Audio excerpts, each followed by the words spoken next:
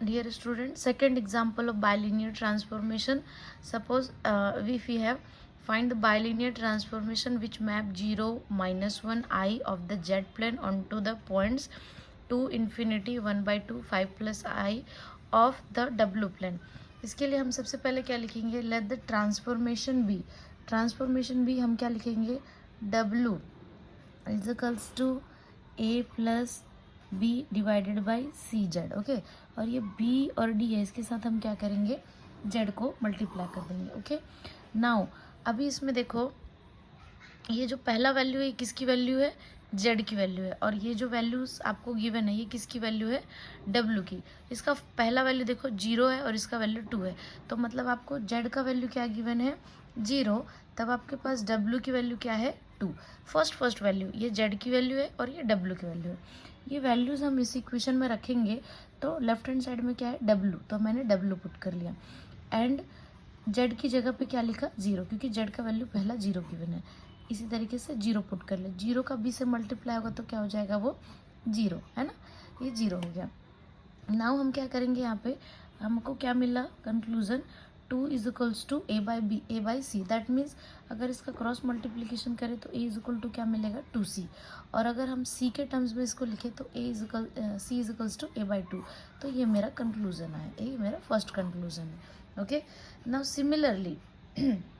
Similarly हम क्या करते हैं, दूसरा कंडीशन देखते हैं कि जब आपका z का वैल्यू क्या गिवन है, देखो यहाँ पे z का वैल्यू क्या है, -1, तब w का वैल्यू क्या है, इन्फिनिटी. ओके, तो जब z का वैल्यू आपको क्या गिवन है, -1, तब w का वैल्यू क्या है, इन्फिनिटी मतलब 1/0. ओके, तो हम यहाँ पे अगेन क्या करेंगे, इस वाले इक्वेशन में पुट करेंगे, तो w की जगह क्या लिख लेंगे हम लोग, 1/0 and a plus, now z की जगह हम लोग क्या लिख लेंगे, -1. ओके, z की जगह पे -1, तो b का -1 के साथ मल्टीप्लिकेशन होगा तो क्या हो जाएगा, a माइनस बी. इसी तरीके से क्या हो जाएगा, c माइनस डी. तो एट द एंड मेरे पास क्या है, a minus b c minus d, इधर क्या है 1/0. क्रॉस मल्टीप्लिकेशन करेंगे, इसको इधर भेज देते हैं, इसको इधर, ऐसा, ठीक है ना. तो ये इधर गया तो क्या हो जाएगा, c माइनस डी इंटू 1, और इधर क्या हो जाएगा, a माइनस बी इंटू 0 में किसी का भी मल्टीप्लिकेशन हुआ तो एट द एंड क्या हो जाएगा, 0. तो मुझे क्या मिल गया, c माइनस डी 1 के साथ मल्टीप्लाई होगा तो c माइनस डी रहेगा equal to 0. So c is equal to d, और c का वैल्यू कितना था, a/2, मतलब ये कितना हो जाएगा, a/2. तो ये मेरा क्या हो गया, सेकेंड कंक्लूजन हो गया. एंड देन अब मुझे मेरा थर्ड कंक्लूजन क्या है, यहाँ पे देखो कंक्लूजन किससे निकलेगा, देखो z का वैल्यू कितना दिया हुआ है, i, एंड w का वैल्यू कितना दिया हुआ है, यहाँ से देखो ये क्या है, 1/2 5 प्लस आई. इसी को आप क्या लिख सकते हो, डायरेक्टली 5 प्लस i/2 भी लिख सकते हो. अब इसी में हम वैल्यू पुट करते हैं तो लेफ्ट हैंड साइड में क्या आ जाएगा, 5i/2, और ये हो जाएगा a प्लस, जेड की जगह क्या लिखेंगे हम लोग, आई. इसी तरीके से c प्लस डी आई. ओके, नाउ क्रॉस मल्टीप्लिकेशन करेंगे, ये इधर भेज देते हैं, इसको इधर भेज देते हैं, तो ये क्या हो जाएगा, 5 plus i c plus d i is equals to 2a plus b i. Okay, इसके साथ इसको मल्टीप्लाई करोगे तो क्या हो जाएगा, ये 5c हो जाएगा. इसको इसके साथ मल्टीप्लाई करोगे तो क्या हो जाएगा, 5di हो जाएगा. इसके साथ करेंगे तो कितना हो जाएगा, ci हो जाएगा. इसके साथ करेंगे तो कितना हो जाएगा, प्लस डी आई का स्क्वायर, क्योंकि 2 टाइम्स है आई तो आई स्क्वायर हो जाएगा. नाउ ये लेफ्ट हैंड साइड में क्या हो जाएगा, 2a plus 2bi. Okay, now हमारे को कंक्लूजन से मालूम है ना कि क्या है, c is equal to d है, तो हम क्या करते हैं, यहाँ पे d को c बना देते हैं. ओके, और आई स्क्वायर सबको पता है, आई स्क्वायर की वैल्यू कितनी होती है, -1. सो ये क्या हो जाएगा, माइनस डी, तो d इज इक्वल्स टू हमने क्या निकाला, c, इसलिए इसको भी क्या लिख देते हैं, c. और ये है 2a, a की जगह पे आप क्या लिख सकते हो, a की जगह पे आप क्या लिख सकते हो, 2c. तो a की जगह पे आप क्या लिखो, 2c.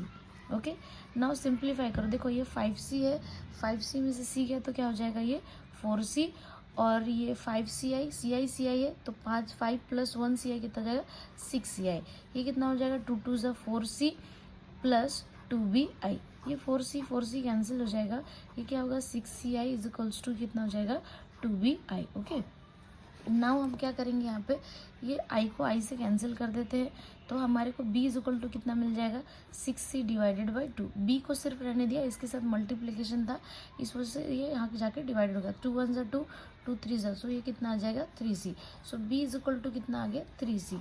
तो ये जो हमने थर्ड कंक्लूजन निकाला है 1 2 3 से, तो हमको क्या करना है एक्चुअली, हमें क्या करना है, ये जो w इज इक्वल टू हमारे पास है, क्या है हमारे पास, a plus b z divided by c plus d z में से मुझे ए बी सी डी को हटाना है। ओके, तो ए एज इट इज़, बी का वैल्यू कितना आ गया देखो 3c, और सी का वैल्यू कितना है देखो, यहाँ पे सी का वैल्यू कितना निकाला था a/2, तो यहाँ पे सी की जगह क्या लिख दिया a/2 ना। इसी तरीके से सी और डी दोनों की वैल्यू कितनी है a/2, तो यहाँ पे क्या लिख दिया a/2 प्लस a/2 जेड, ये जेड नहीं जाएगा। ओके, इन सभी में से ए को कॉमन निकाल के आप कैंसिल कर दो, तो आपको क्या मिलेगा यहाँ पे देखो 1 plus 3/2 Z and 1 plus 2 plus 1/2 Z. आपको इसके आगे नहीं सिंप्लीफाई करना तो आप छोड़ सकते हो यहाँ तक भी, और चाहोगे तो सिंप्लीफाई करना तो कर लो। 2 एलसीएम ले लो, तो 2 प्लस क्या हो जाएगा ये 3 जेड, यहाँ पे एलसीएम लोगे तो 2, और ये हो जाएगा 1 प्लस जेड, 2 से 2 कैंसिल हो गया, तो कितना आ जाएगा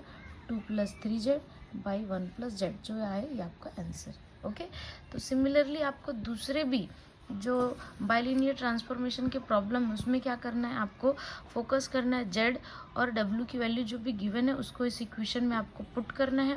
पुट करने के बाद जो भी कंक्लूजन आएगा उन कंक्लूजन को आपको इस तरीके से लेना है कि एट द एंड ये जो ए बी सी डी है उसमें से रिमूव हो जाए।